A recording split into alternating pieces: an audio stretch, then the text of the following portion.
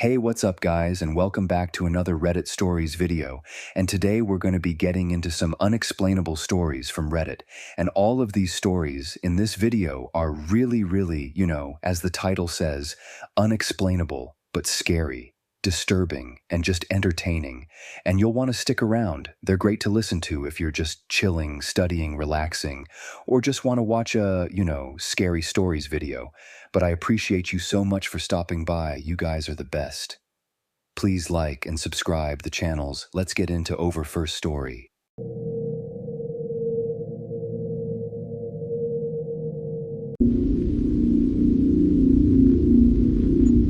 This is a genuine story of an experience that happened to my family almost 30 years ago. Back then, when she was 3 years old, my cousin had an imaginary friend called Bobby.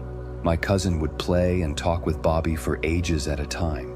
She also did other strange stuff like insisting that Bobby had a place set at the dinner table at meal times and having a cushion on the floor next to her own so that Bobby could sit and watch telly with her. My aunt, although getting increasingly uneasy, just went along with it for a week or so. However, she put her mind at rest after consulting some child-rearing books from the local library, which told her it was just a normal childhood phase her daughter was going through, and so she stopped worrying about Bobby. A few months later, during the winter, my uncle had not long started a new job that involved shift work. This meant that this particular evening he was working a night shift, and this left my aunt and my cousin alone in the house themselves.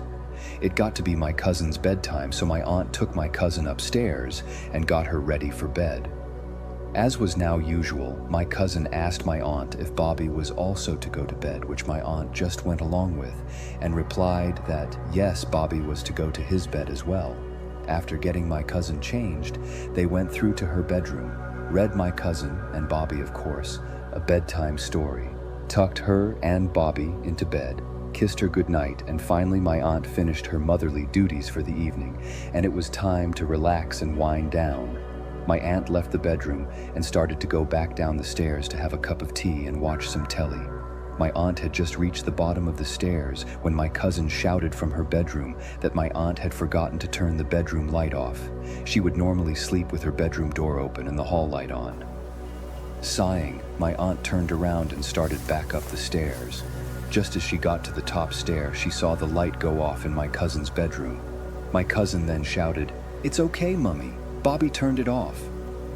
My aunt rushed into the bedroom a split second after my cousin shouted this, and my cousin was still all tucked up in her bed, as the light switch at that time was too high up on the wall for my then 3-year-old little cousin to reach and was on the opposite side of the room to the bed. Next to door, my aunt just froze in the doorway for a few seconds, not knowing what had just happened or what she should do.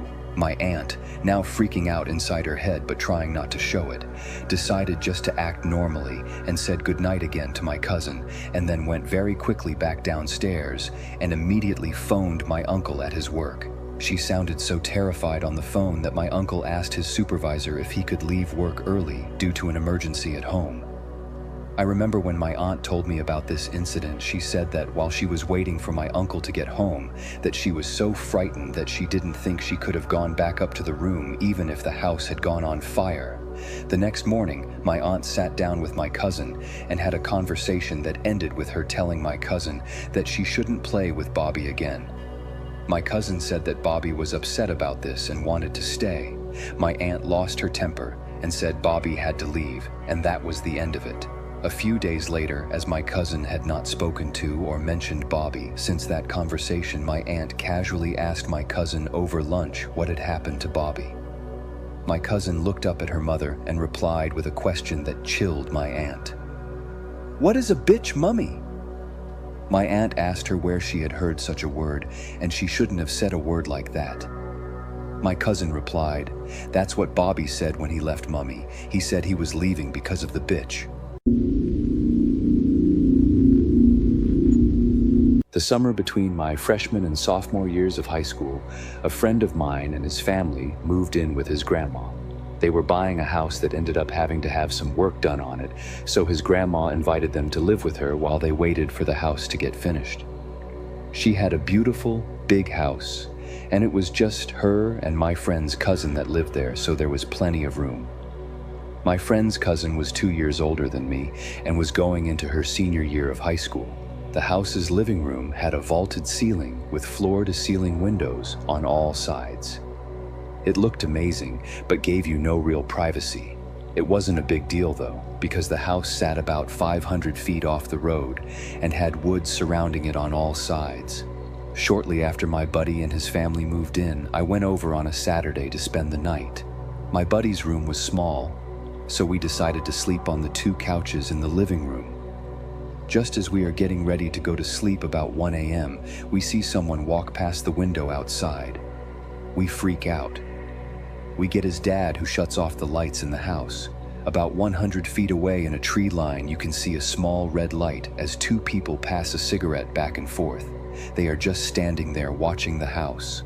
His dad calls the police, then opens the front door and yells, and the 2 guys take off. The police find nothing over there.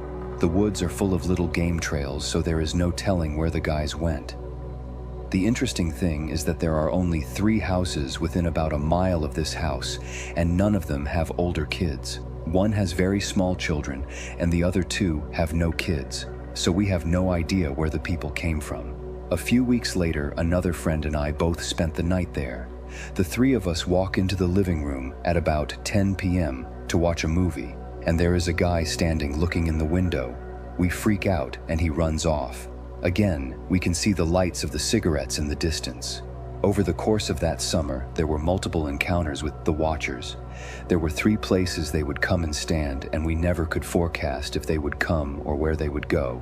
They would knock on the windows. Once they shook the front door so hard it set off the burglar alarm. At times, we would just see them in the tree line watching the house. Once they took lipstick and wrote "Hello" on the window. During the day, we combed the woods trying to find them, but never could.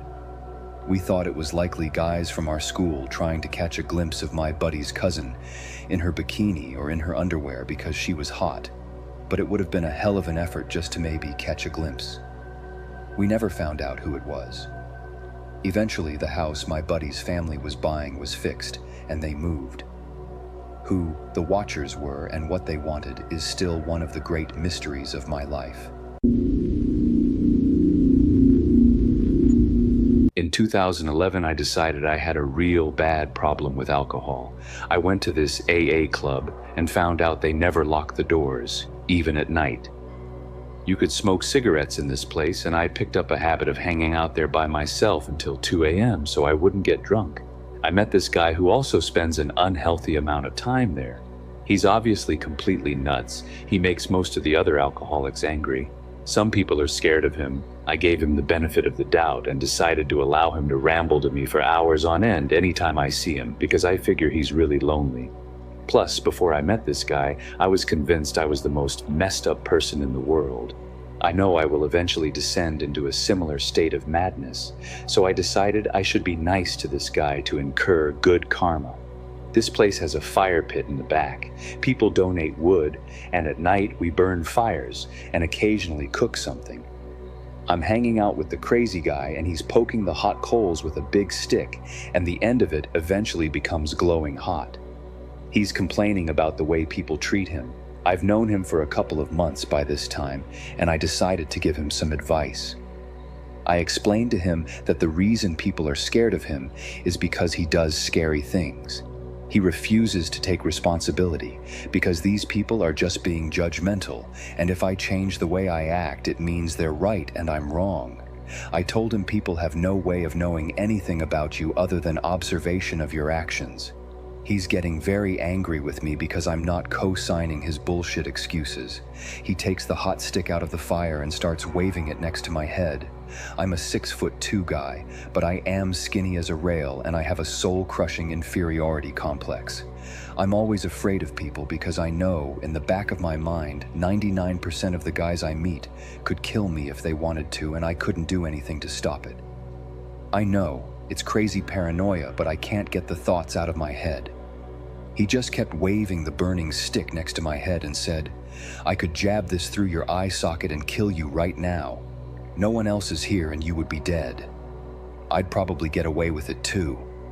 I started trembling and I asked him, "What can I do right now to convince you not to do that?" He said, "You need to stop talking bad about me. I don't like it when people talk bad about me." So I listened to him bitch for 2 more hours when another regular showed up. I begged him for a ride home and told him what happened. He tried to get me to call the cops, but I didn't.